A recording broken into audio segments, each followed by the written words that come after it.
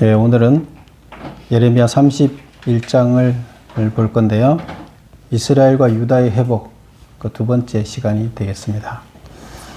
그래서 우리 네 개 장에 거쳐서 회복에 관한 이야기를 다루고 있다 했는데요. 지난주에 첫 장, 오늘 두 번째 장이 되겠습니다. 먼저 타이틀을 한번 볼까요?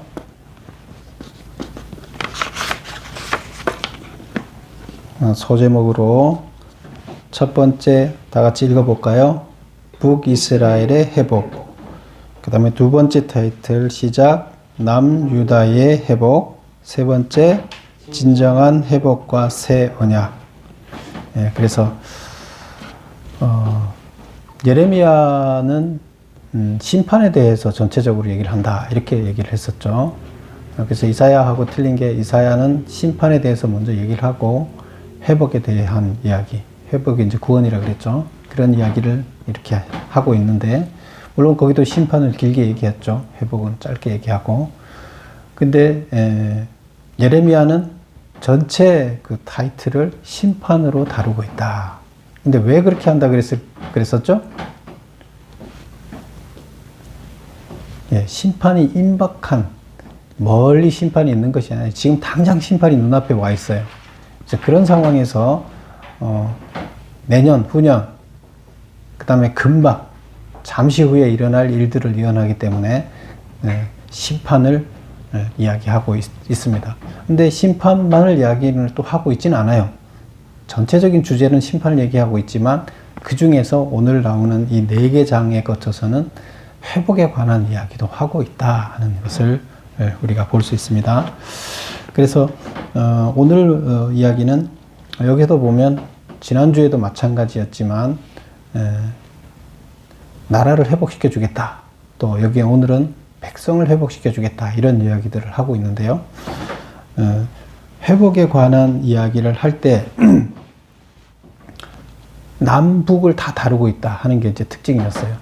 그래서 뭐 유다만 회복될 것이다가 아니라 북이스라엘, 100년 전에 멸망한 북이스라엘도 너희들이 회복될 때 다 회복시켜 줄 것이다 하는 이야기를 하고 있다는 게 이제 특징이었죠. 그래서 오늘도 마찬가지입니다. 그래서 오늘 보면 북이스라엘 회복을 먼저 얘기해요. 그리고 나서 이제 남유다는 오히려 남유다 회복을 짧게 얘기해요. 왜 그렇게 할까요? 왜 북이스라엘의 회복을 한참 얘기하고 남이스라엘의 회복을 짧게 할까요? 이들이, 예레미야가 얘기할 때는 포커스가 북이스라엘 회복이 포커스일까요? 남유다 회복이 포커스일까요? 지금 누구한테 얘기를 하고 있어요? 남유다 백성들한테 지금 너희들 좀 있다가 멸망할 거야. 포로로 잡혀갈 거야. 그리고 70년 후에 회복될 건데 반드시 회복될 거야, 이 얘기를 하잖아요. 근데 그 회복을 유다 백성들한테 하고 있기 때문에 포커스는 유다 백성의 회복이에요. 그런데 왜 북이스라엘의 이야기를 길게 하고 먼저 하고 그럴까요? 회복의 확신을 주기 위한 거예요. 이스라엘 백성들은 어떻게 생각할까요? 유다 백성들은 지금 어떻게 생각하고 있을까요? 100년 전에 망한 그 나라가 다시 포로 생활 70년 하고 뭐 170년 후에 이 나라가 지금 다시 회복될 거라고 누가 상상을 해요? 다 흔적도 없어졌는데, 뭐 나라도 없고 땅도 없어졌는데 어떻게 회복될 거라 생각해요? 그런데 하나님이 그것을 회복시켜 줄 거라는 거예요. 그렇다 그러면 그 100년 전에 망한 나라도 회복시켜 준다면 유다는 70년밖에 안 되니까 그럼 반드시 회복시켜 주겠네, 이런 생각을 하게 되잖아요. 그래서 그런 확신을 주기 위해서 그 회복에 관한 이야기는 북이스라엘을 더 힘을 줘서 얘기하고 있다, 이렇게 볼 수가 있습니다. 결국에는 남유다 백성들이 자기들이 회복될 거에 대한 확신을 주기 위해서 그렇게 예를 들고 있다. 아시겠죠? 예. 그래서 먼저 이제 북이스라엘 회복을 그럼 어떻게 얘기하고 있느냐? 그러면서 얘기해놓고 나중에 가서 남유다를 어떻게 얘기하냐면, 우리도 똑같이 이렇게 회복될 거야, 이렇게 얘기합니다. 그래서 뭐 남유다는 짧게 얘기하면 되죠. 북이스라엘 회복을 보겠습니다. 이제 여기가 40절까지 있는데 22절까지 북이스라엘의 회복에 대해서 이제 얘기를 합니다. 1번 볼까요? 그때에 내가 이스라엘의 하나님이 되고 그들은 내 백성이 될 것이라고 선포했다. 그때란 언제를 말하는가? 자, 1절에 보면 이렇게 나와 있죠.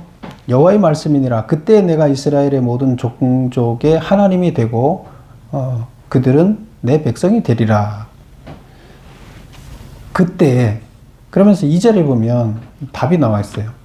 여호와께서 이같이 말씀하시되 칼에서 빼어난 백성이 광야에서 은혜를 입었나니 곧 내가 이스라엘로 안식을 얻게 하러 갈 때라. 그때가 어떤 때라고요? 안식을 얻게 하러 갈 때. 어떤 데서 안식을 얻게요?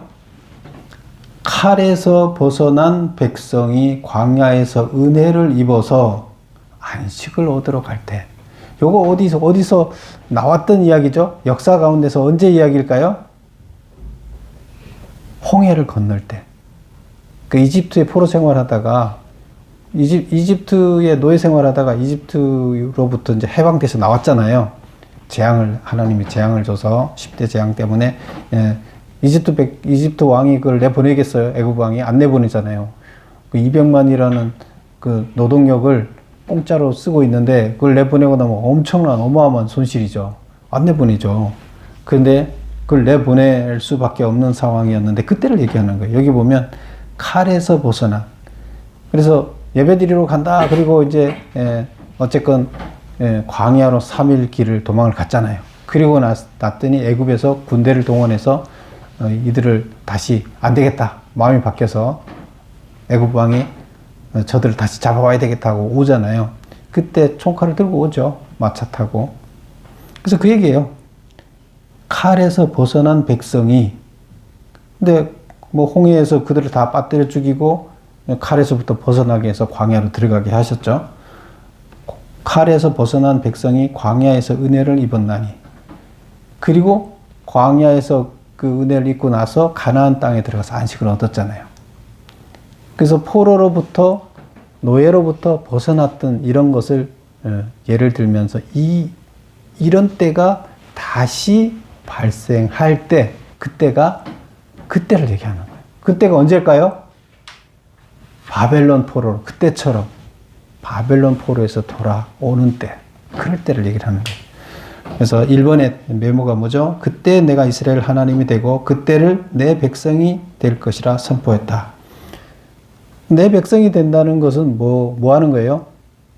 하나님의 진정한 종이 된다는 얘기죠. 하나님의 일을 하는 진정한 일꾼이 된다. 그때 진정한 계약을 제대로 체결하면 그때 된다. 그때 출애굽할 때 계약을 체결했죠.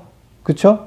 시내산까지 와서 거기서 이제 본격적으로 하나님이 직접 나타나셔서 이스라엘 백성 전체하고 계약을 체결했잖아요. 음성으로.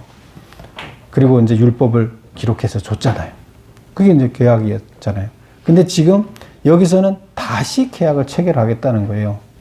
이때처럼 똑같이 출애굽을 하게 되면 그 포로로부터 돌아오게 되면 그때 돌아온 사람들은 뭐 어떤 상태예요? 죄가 많은 상태예요? 정금이 된 상태예요? 정금이 된 상태잖아요. 정금이 된 상태에 있는 사람하고 다시 계약을 체결하겠다는 거예요. 그래서 매번을 보겠습니다. 칼에서 벗어난 백성이 광야에서 은혜를 입었나니 곧 내가 이스라엘로 안식을 얻게 하러 갈 때. 다시 말하면 이스라엘 백성이 포로로부터 돌아오는 때를 말한다. 이것은 이제 그때를 예를 들면서 바벨론 포로에서부터 돌아왔을 때, 그때에 참 하나님과 이스라엘 백성과의 관계가 어떻게 된다고요? 내 백성이 되고 참 백성이 되고 참 하나님 되는 거예요. 우리는 참 하나님으로 생각하고 백성들은 하나님은 참 백성으로 생각한다. 참 종으로 그때 진정한 제자로 생각한다 이거예요. 그래서 계약을 체결하게 된다 이런 얘기입니다. 2번 보겠습니다. 회복을 얘기하는 거죠. 그때 되면 계약도 회복된다. 2번 이스라엘을 가나안 땅으로 인도하셨던 것처럼 여호와께서 포로된 이스라엘을 회복시켜 줄 것으로 묘사하고 있다. 회복에 사용된 이미지는 무언가? 어떤 이미지를 보여주면서 이렇게 회복될 것이다 하는 이미지를 이제 보여주는데 그 이미지가 뭐냐? 1번 다시 세움을 받은 처녀가 즐거워하며 춤을 추는 모습. 어떤 처녀가 이쁜 처녀가 있는데 만약에 뭐 연예인이 됐다고 생각해 봅시다. 그 연예인으로 발탁돼서 잘 나갔는데 안 되겠다. 너 그래서 버렸어요. 버렸다가 다시 그 영광을 회복해 주겠다고 데리고 오면 엄청 기쁘겠죠. 예. 그런 얘기예요. 그래서 여기서 처녀라는 것은 뭐예요? 이스라엘을 이제 이스라엘을 처녀로 표현을 하는 거예요. 그래서 다시 시험을 받은 처녀가 즐거워하며 춤을 추는 모습. 이스라엘이 이렇게 처녀가 버려진 처녀가 다시 간택을 받았을 때 기뻐하는 것처럼 이스라엘이 이렇게 즐거워할 것이다. 두 번째, 사마리아에서 심은 자가 포도 열매를 수확하는 모습. 이게 사마리아가 북이스라엘의 수도였죠. 그래서 사마리아에서 심은 자가 포도 열매를 수확하는 모습이다. 원래 포로 생활을 하게 되면 다른 나라 포로가 되면 자기가 심은 포도를 자기가 따먹을 수 있어요? 못 따먹잖아요. 근데 자기가 심은 포도를 자기가 따먹는다. 사마리아 사람들이 자기 땅에 자기가 심은 다음에 자기 따먹는다. 이건 포로 생활로부터 벗어났다는 얘기죠. 이제 그 얘기를 하는 겁니다. 그래서 북이스라엘이 회복됐던 얘기를 이렇게 하고 있다. 그 다음에 세 번째, 에브라임에서 파수꾼이 여호와 하나님께 예배하러 시온으로 가자고 외치는 모습. 에브라임은 누구예요? 12지파 중에 에브라임 지파가 있었죠. 12지파 중에서 원래 야곱의 부인이 2명이었죠. 2명이고 또 부인의 몸종이 각각 1명씩 있어서 그 4명한테서 12명을 낳은 거잖아요. 그런데 어쨌건 첫 번째 부인이 레아고 두 번째 부인이 라헬이었죠. 근데 라헬의 몸에서 난 자가 요셉과 베냐민이었죠. 근데 야곱이 누구를 더 사랑했어요? 라헬을 더 사랑했어요? 레아를 사랑했어요? 라헬을 사랑했죠. 근데 라헬을 사랑했는데 라헬의 밑에서 요셉과 베냐민이 났는데 요셉이 거기서 12형제들 중에서 가장 훌륭한 형제로 이집트의 그 종으로 팔려갔지만 이집트라는 나라의 총리가 돼서 통치자가 됐었죠. 그리고 요셉이 낳은 2 아들이 있었는데 그 아들 이름이 뭐죠? 예, 큰 아들은 므낫세, 작은 아들은 지금 여기서 나오는 에브라임이에요. 그런데 둘째 이렇게 안수할 때 그 2 손을 엇갈려서 축복 기도를 하는 바람에 야곱이 죽을 때 그 손자들을 안수해달라 그러니까 그 손을 엇갈려서 안수를 해서 장자의 대우를 누가 받았어요? 원래 므낫세가 장자인데 에브라임이 받았어요. 그래서 요셉이 이 장자의 대우를 받고 그 요셉의 둘째 아들 에브라임이 장자의 대우를 받게 됩니다. 그래서 여기서 에브라임 하면 북이스라엘의 장자. 남유다는 레아의 자식이죠. 유다는. 그래서 남유다의 대표, 레아의 자식의 대표 유다. 북이스라엘의 대표, 라헬의 자녀의 대표, 장자 에브라임. 이렇게. 그래서 에브라임이 왜 장자냐? 에브라임이 그렇게 늦게 태어났는데 왜 장자냐? 이제 그런 내막이 있는 거죠.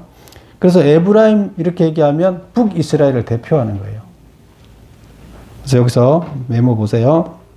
에브라임에서 파수꾼이 여호와 하나님께 예배하러 시온으로 가자고 외치는 모습. 그래서 에브라임은 북이스라엘이니까 북이스라엘에서 파수꾼이라는 것은 하나님의 말씀을 지키는 자죠. 그 사람이 하나님께 예배하러 가자 하고 외친다는 것은 북이스라엘이 회복됐다는 거예요. 포로 생활하면 예배드리러 가자는 소리 할 수 없죠. 그 바벨론 신을 섬기러 가야죠. 그래서 이런 모습을 통해서 이런 이미지를 보여주면서 북이스라엘이 회복된 것을 나타내고 있다. 3번 보겠습니다. 예레미야가 남은 자의 구원에 대하여 언급하고 있다. 우리 남은 자 들어봤죠? 남은 자. 남은 자가 뭐예요? 남은 자가 남은 자죠? 자, 예레미야가 언급하고 있는 남은 자란 누구인가? 남은 자 사상을 통해 말하려고 하는 내용은 무엇인가? 첫 번째, 예레미야가 언급하고 있는 남은 자는 누구인가?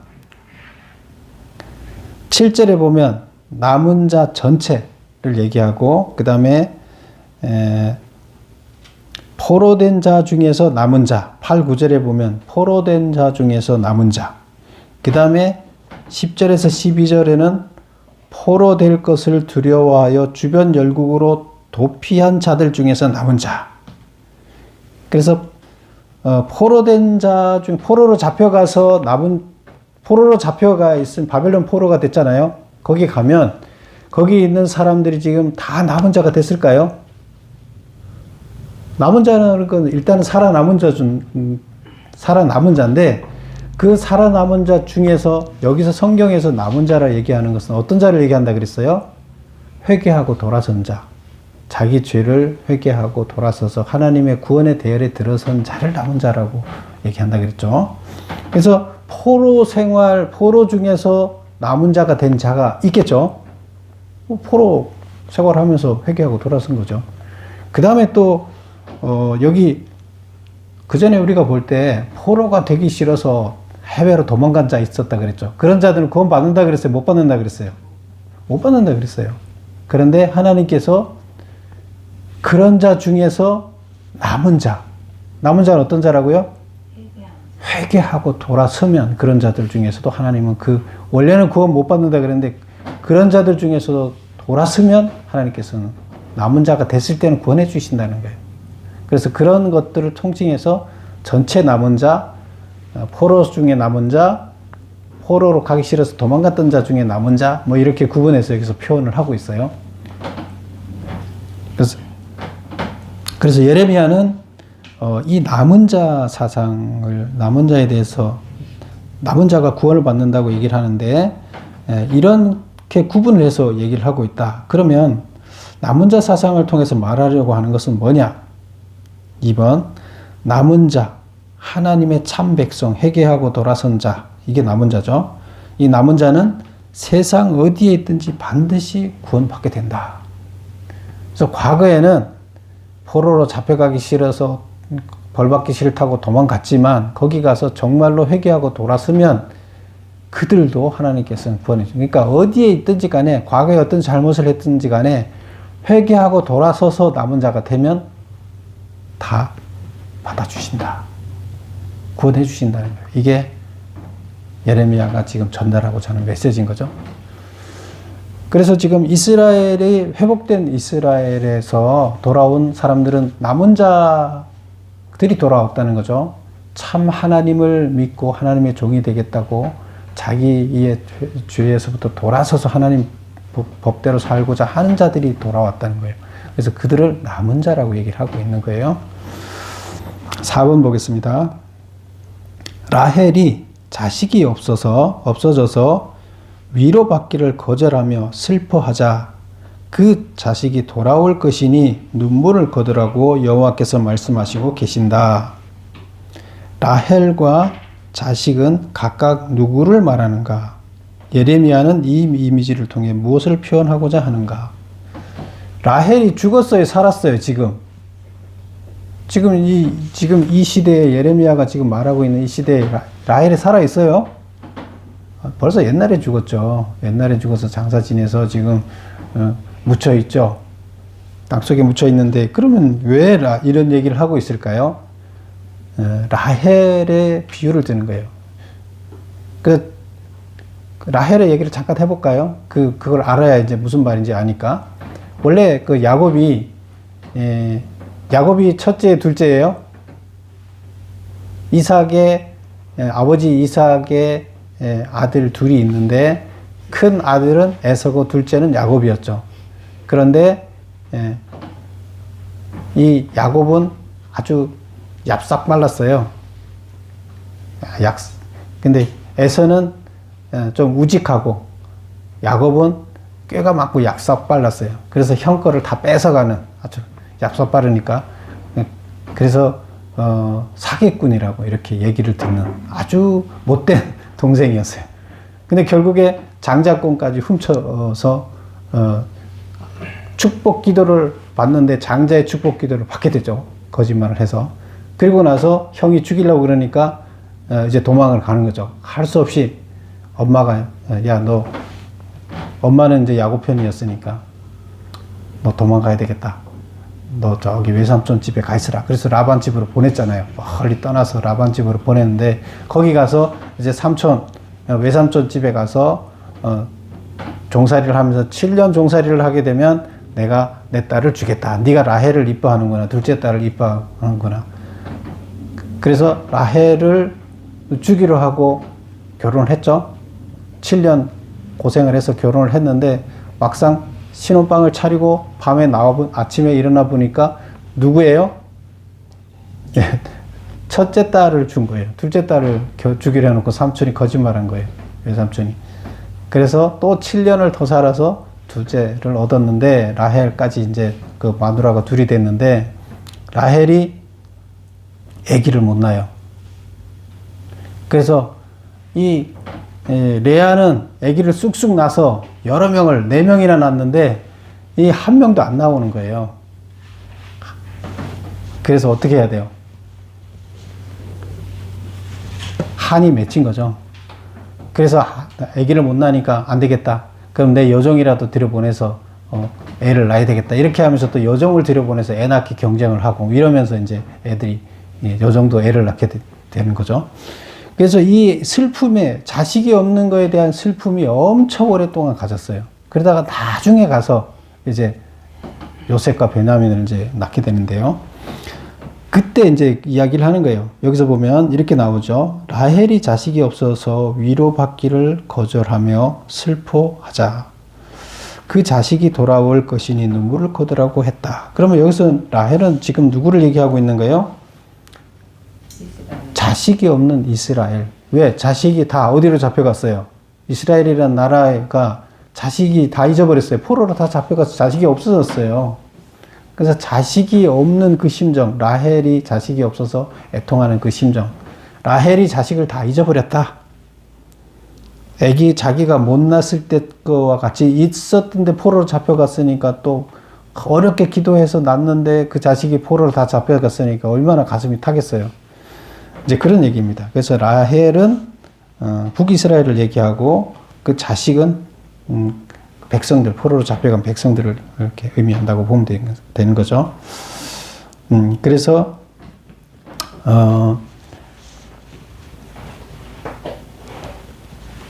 두 번째 질문이 뭐죠? 이 이미지를 통해 무엇을 말하려고 하는가? 슬픔과 위로의 극적인 대조를 통하여 구원의 기쁨을 강조하여 표현하고자 한다. 그런 힘들어서 공들여서 난 자식을 잊어버렸다가 다시 찾아왔어요. 포로로부터 다시 죽은 줄 알았던 자식이 살아 돌아왔어요. 그러면 라헬이 기쁠까요? 안 기쁠까요? 엄청 기쁘겠죠. 그래서 그런 이미지를 통해서 이스라엘 백성이 여기 지금 살아 돌아온 것은 북이스라엘한테 어마어마한 기쁨이라는 거예요. 나라도 없다가 나라가 회복됐고 백성도 없다가 백성이 다 회복된 거잖아요. 그래서 그 기쁨이라는 것은 말로 할 수 없는 라헬의 기쁨 같은 기쁨이라는 거예요. 이렇게 이제 얘기를 하고 있습니다.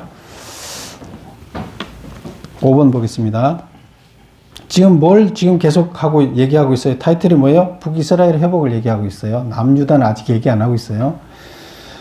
5번. 없어졌던 라헬의 자식 에브라임이 돌아오게 된 이유는 무엇인가? 어떻게 해서 돌아왔을까? 이건 한번 읽어볼까요?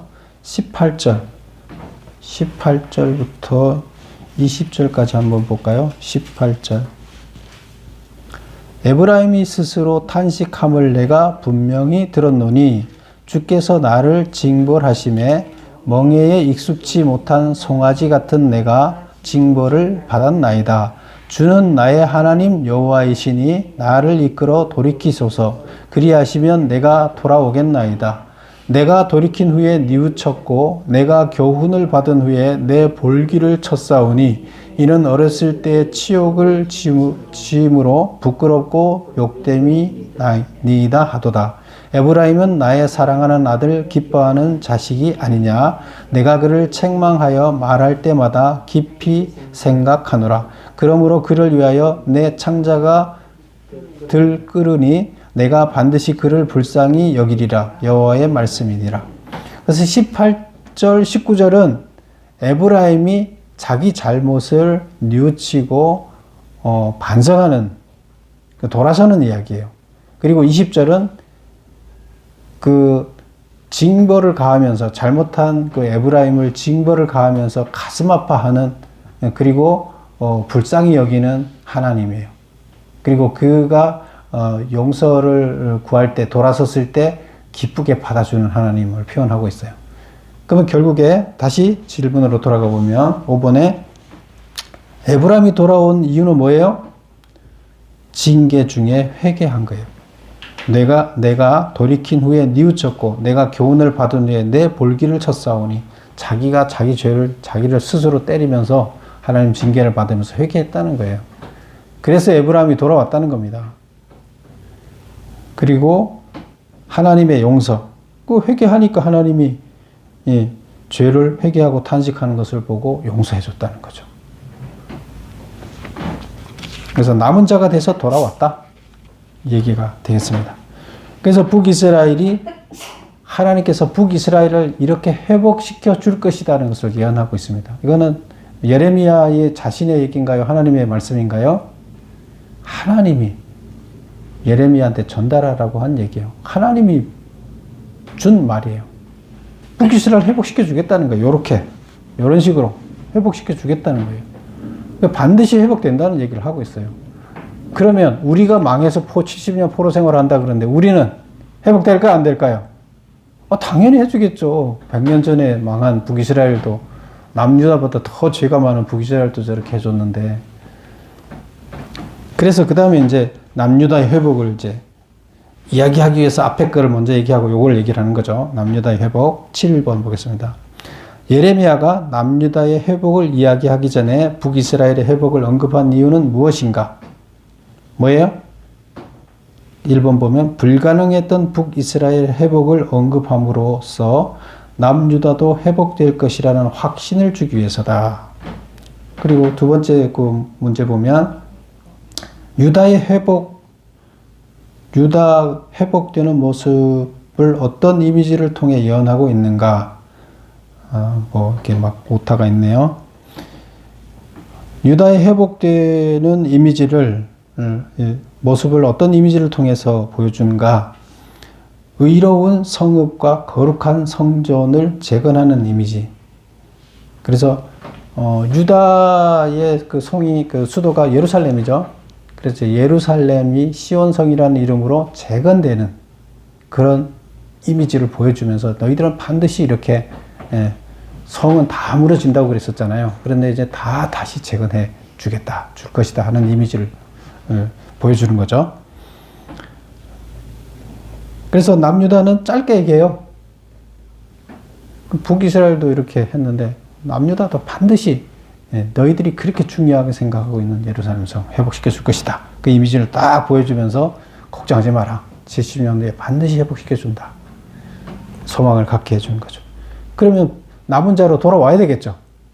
남은 자도 언급했고 돌아오는 것도 얘기를 했고 회복도 얘기를 했으면 자기도 남은 자가 돼서 돌아와야 되겠다, 이런 생각을 하게 되는 거죠. 그 다음에 이제 진정한 회복과 새 언약. 이제 앞에는 북이스라엘과 남유다를 나눠서 얘기했지만 이제 여기서부터는 종합적으로 이제 얘기를 이제 하게 되는 거죠. 8번 보면 내가 사람의 씨와 짐승의 씨를 이스라엘 집과 유다 집에 뿌릴 날이 이르리니는 무슨 뜻인가? 이거 한번 읽어볼까요? 27절, 28절 한번 볼까요? 27절. 다 같이 한번 읽어볼게요. 시작. 여호와의 말씀이니라. 보라, 내가 사람의 씨와 짐승의 씨를 이스라엘 집과 유다 집에 뿌릴 날이 이르리니 깨어서 그들을 뿌리 뽑으며 무너뜨리며 전복하며 멸망시키며 괴롭게 하던 것과 같이 내가 깨어서 그들을 세우며 심으리라. 여호와의 말씀이니라.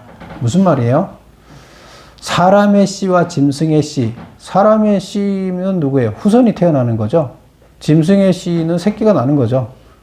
그래서 후손의 씨를 이스라엘 사람도 번성하게 하고 짐승도 번성하게 하겠다. 누구한테 그렇게 한다고 나와 있어요? 이스라엘과 유다. 그러니까 남유다 북이스라엘 전체의 씨를 번성하게 해주겠다. 가축도 번성하게 해주겠다. 그런 얘기인데 28절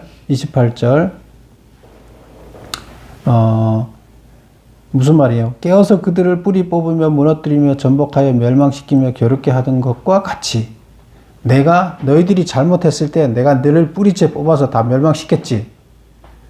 그 얘기예요. 그런 거와 같이 내가 깨어서 그들을 세우며 심으리라. 반대로 내가 싹 너희 잘못했을 때 다 뽑아서 없앴던 것처럼 내가 다시 처음부터 심는 것도 내가 싹 다 심겠다. 이런 얘기예요. 뽑는 것처럼 내가 다시 심겠다. 그러니까 나는 뽑을 수도 있고 심을 수도 있는 자인데 싹 뽑아치웠듯이 나는 이제 싹 다시 심겠다. 이런 얘기예요. 이게 무슨 말이에요? 자, 메모 보겠습니다. 8번 답 보겠습니다. 유다 집과 이스라엘 집과 유다 집에 뿌릴 날이 이르리니는 무슨 뜻이냐? 씨를 뿌릴 날 이스라엘 민족의 수적 증가, 그 다음에 신약 시대의 성도의 증가. 결국 지금 여기서 구원은 궁극적으로는 이스라엘 역사를 얘기한다고 그랬지만 그 이스라엘이 회복돼서 포로로부터 돌아와서 이스라엘이 번성할 것이라는 것을 얘기하지만 실제로는 뭘 얘기하고자 한다 그랬어요? 이스라엘 역사는 소재, 재료로 사용한다 그랬어요. 그것을 그 재료를 통해서 하나님 나라를 설명한다고 얘기를 했어요. 결론은 하나님 나라 이야기를 하는 거예요. 그런데 그냥 얘기하면 허무맹랑한 얘기가 되니까 역사를 통해서, 역사 현장의 이야기를 통해서 하나님 나라, 똑같이 하나님 나라 역사 가운데서 만들어지기 때문에요. 역사를 통해서 하나님 나라가 완성되기 때문이에요. 그래서 하나님 나라가 완성되는 모습을 역사를 통해서 설명을 하는 거예요. 산 체험을 통해서 설명을 하는 거죠. 그래서 결국에 하나님 나라 구원받는 자는 메시아가 와서 포로로부터 우리 죄로부터 해방을 시켜주면 우리가 하나님 나라에 들어간다. 하나님 나라 시온성에 들어가게 된다. 이 얘기를 하는 거예요. 너희들이 포로로부터 그 이스라엘 땅을 다시 되찾는 것처럼 하나님 나라로부터 우리가 떠나와서 이 땅에 와서 죄의 노예가 됐는데 죄의 포로로부터 벗어나서 악의 세력으로부터 벗어나서 하나님 해방돼서 하나님 나라로 시온으로 들어간다. 이렇게 지금 얘기합니다. 그래서 여기서 보면 이스라엘의 민족의 수적 증가를 얘기하지만 또 구원받는 신약 성도, 메시아가 온 다음에 신약 성도들의 교회가 증가하게 된다. 성도가 증가하게 된다는 것을 얘기한다는 거죠. 9번 보겠습니다. 아버지가 신 포도를 먹음으로 아들들의 이가시다는 말을 통해 하고자 하는 말은 뭐냐? 이것도 읽어볼게요. 29절, 30절. 말이 좀 어려워서 29절 다 같이 한번 읽어볼게요. 그때 그들이 말하기를 다시는 아버지가 신 포도를 먹었으므로 아들들의 이가 시다하지 아니하겠고 신 포도를 먹는 자마다 그의 이가 신 것 같이 누구나 자기의 죄악으로 말미암아 죽으리라. 무슨 말이에요? 아버지가 신 포도를 먹어서 아들이 이가 시려요? 아버지가 옛날에 신 포도를 먹었는데 자식이 이가 시릴까요? 그게 포도가 계속 남아 있어요? 네, 이것은 아버지의 죄 때문에 자식들이 벌을 받는다 하는 속담을 이렇게 표현을 하는 거예요. 그걸 표현하는 게 부모가 지은 죄 때문에 자식이 처벌을 받는다 하는 것을 표현하는 속담이 부모가 포도를 먹어서 이가 신 게 자식의 이도 시다. 이제 이렇게 표현을 하는 거예요. 그 나라의 속담이에요. 우리는 잘 모르죠. 뭔 말인지. 그런데 그 30절에 보면 포도를 먹는 자마다 그의 이가 신 것 같이 누구나 자기의 죄악으로 말미암아 죽으리라. 무슨 말이에요? 포도를 먹는 자마다 아버지가 먹었으면 아버지 이가 시고 자식이 먹었으면 자식의 이가 신다는 거예요. 그렇듯이 자기의 죄 때문에 죽지 부모 죄 때문에 죽지는 않게 만들겠다 이 얘기예요.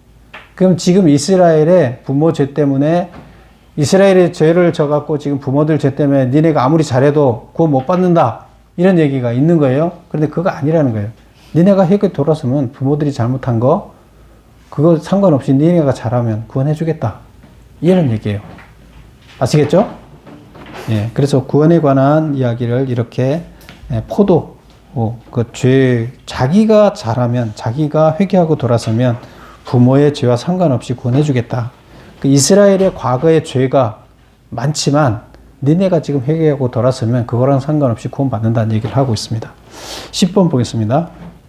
새 언약을 맺으시겠다고 했다. 이 언약의 차이점은 무엇인가?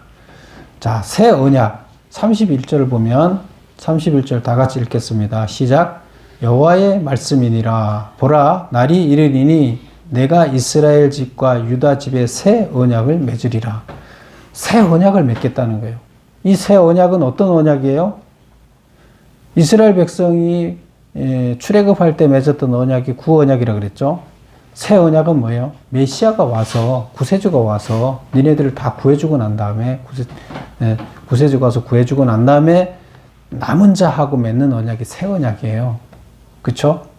남은 자는 회개하고 하나님께 돌아선 자. 신약 시대에 죄인들 가운데서 돌아선 자, 정결해진 자, 예수님이 와서 정결해진 제자들과 맺은 계약이 신약이에요. 이게 새 언약이에요. 그래서 인류를 구원하는 이야기를 하고 있다는 것을 우리가 이것만 봐도 알고 있는 거죠. 32절 이 언약은 내가 그들의 조상들의 손을 잡고 애굽 땅에서 인도하여 내던 옛날에 맺은 것과 같이 아니할 것이다. 그 옛날 구약과 틀리다는 거예요. 뭐가 틀리냐? 내가 그들의 남편이 되었어도 그들이 내 언약을 깨뜨렸음이라. 그래서 옛날에는 그 계약을 맺었더니 니네 그 계약을 어기지 않았느냐? 33절 그러나 그날 후에 내가 이스라엘 집과 맺은 언약은 이러하니 내가 나의 법을 그들의 속에 두며 신약 때 그 새 언약은 뭐가 틀리느냐? 나의 법을 그들의 속에 둔다는 그랬어요. 그들의 마음에 기록하여 나는 그들의 하나님이 되고 그들은 내 백성이 될 것이다. 어디다 기록한다고요? 네. 우리 인간들의 마음에다가 신약시대 계약서는 구약시대 계약은 어디 기록했어요? 돌판에 기록해서 법궤에다 넣어놨죠? 지금 신약시대 계약은 어디다 하겠다고요? 우리 마음에 뭘로 임하는 거예요? 성령으로요. 우리한테 성령의 역사하심은 성령이 이 마음에 오심으로 이 마음에 임하는 거예요. 돌판에 새기는 것이 아니라 마음에 새기는 거예요. 그래서 틀리다는 거예요. 그 다음 볼까요? 34절 그들이 다시는 각기 이웃과 형제를 가르쳐 이르기를 너는 여호와를 알라 하지 아니하리니. 이제 그전에는 야 하나님이 이런 사람이야 너 하나님 알아야 돼 막 이렇게 했는데 지금은 그럴 필요가 없다는 거예요. 왜? 이는 작은 자부터 큰 자까지 다 나를 알기 때문이다. 이미 하나님께서 우리 가슴 속에 다 심어놨기 때문에 하나님이라는 존재를 인식할 수밖에 없게끔 돼 있기 때문에 굳이 야 하나님 너 알아야 돼 막 얘기할 필요가 없다는 거예요. 신약과 구약이 이렇게 차이가 난다는 거죠. 내가 그들의 악행을 사하고 다시는 그 죄를 기억하지 아니하리라. 그래서 돌아선 자들 남은 자들의 악행은 내가 절대로 기억하지 않겠다. 이렇게 얘기를 하고 있습니다. 그래서 10번에 새 언약을 맺겠다고 했다. 새 언약의 차이점은 구약과 차이점이 뭐냐? 나의 법을 그들의 속에 두고 그들의 마음에 기록하겠다. 돌판에 기록하였던 법궤하고 틀리게 우리 가슴 속에 성령의 역사하심으로 기록하겠다. 이런 얘기가 되겠습니다. 11번 자연의 법칙을 통해 말하고자 하는 것은 무언가? 자연의 법칙을 쭉 얘기를 하는데요. 35절 보면 이렇게 얘기를 해요. 여호와께서 말씀하시느니라 그는 해를 낮의 빛으로 주셨고 달과 별들의 밤의 빛으로 정하셨고 바다를 뒤흔들어 그 파도로 소리나게 하나니 그의 이름은 만군의 여호와라. 나는 창조주 능력의 신인데 해와 달을 주관한다. 그런 얘기고 36절 이 법도가 내 앞에서 패할진대 이스라엘 자손도 내 앞에서 끊어져 영원히 나라가 되지 못하리라. 여호와의 말씀입니다. 이 법도가 끊어진다는 것은 하나님이 준 해와 달의 법칙, 자연의 법칙이에요. 이 법칙이 폐해진다면 달과 지금 해와 달이 지금 자전과 공전하고 이렇게 움직이잖아요. 그런데 이 법도가 만약에 그 진리가 폐해진다. 그래서 해와 달이 지 마음대로 움직인다면 그런 뜻이에요. 이스라엘 자손도 내 앞에서 끊어져 영원히 나라가 되지 못하리라. 근데 그 법도가 폐해지지 않으면 이스라엘 자손은 어떻게 돼요? 끊어져요? 안 끊어져요? 달이 폐해지면, 달의 법도가 망가지면 이스라엘 백성들이 어떻게 된다고요? 영원히 끊어진대요. 근데 이 우주의 법칙이, 하나님 만드는 법칙이 망가지지, 폐해지지 않으면 어떻게 돼요?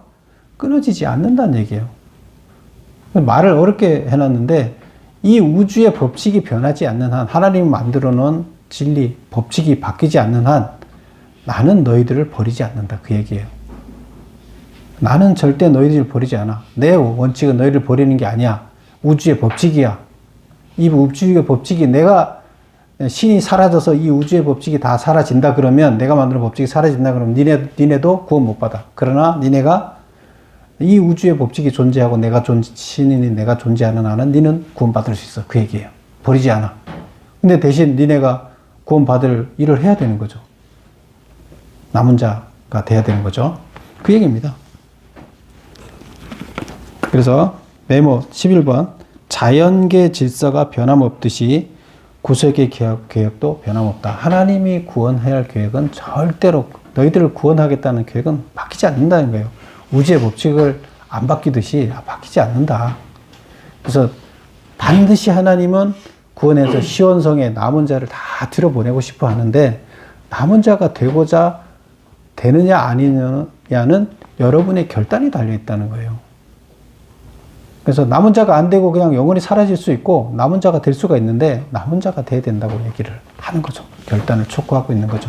그래서 하나님은 이런 법칙, 자연의 법칙을 만들어 놨듯이 구원의 법칙을 다 만들어 놨는데, 너희들은 포로로 잡혀가든 뭘 하든 다 구원받을 수 있다. 너희가 마음먹기에 달렸다. 돌아서기에 달렸다. 이거 얘기를 하고 있습니다. 그래서 희망을 주고 있습니다. 그래서 절망하지 마라. 절대. 나라가 망해도 절망하지 마라. 이런 희망을 얘기하고 있습니다. 하늘이 무너져도 솟아날 구멍이 있듯이 우리 인생은 항상 하나님이 살아 존재하는 한은, 우주의 법칙이 사라지지 않는 한은 우리들의 구원의 길은 열려 있어요. 죽기 전에는. 근데 우리가 어떤 마음을 갖고 어떤 결단을 하느냐에 달린 거죠. 그냥 가만히 있는다고 구원의 문이 열리는 건 아니죠. 그래서 그 구원의 문은 우리가 열고 들어가야 돼요. 여러분 다 구원의 문으로 들어가는 여러분 되시기를 축원합니다. 기도하겠습니다.